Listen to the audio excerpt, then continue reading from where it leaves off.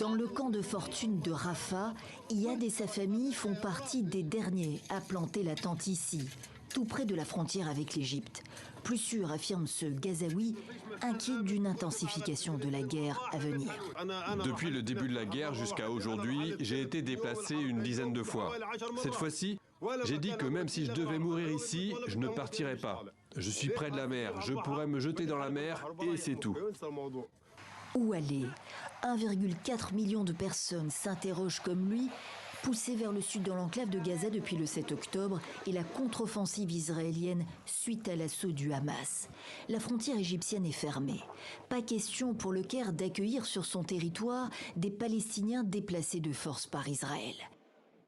Depuis quelques jours, cependant, de mystérieux travaux ont commencé dans la partie égyptienne de Rafah. Le gouverneur du Nord Sinaï a démenti toute construction de campement, mais les images satellites ne trompent pas. L'Égypte prépare le terrain à une éventuelle fuite massive de Palestiniens. Une ONG égyptienne de défense des droits de l'homme basée à Londres s'est procuré ces images. Une zone délimitée par des murs de plusieurs mètres de haut est en cours de construction sous supervision de l'armée, selon des témoignages recueillis sur place. Elle pourrait accueillir 100 000 personnes, selon la presse américaine. Sera-t-il possible de revenir à Gaza pour ceux qui quittent l'enclave?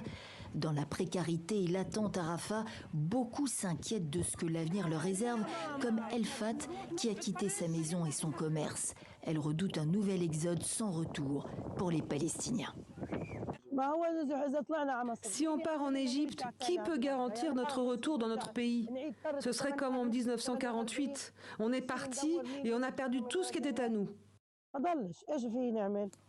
Israël, de son côté, déterminé à éradiquer le Hamas et ses combattants et sous pression internationale pour protéger les civils palestiniens, affirmait vendredi que l'opération militaire à Rafah serait coordonnée avec l'Égypte, son allié depuis 1979.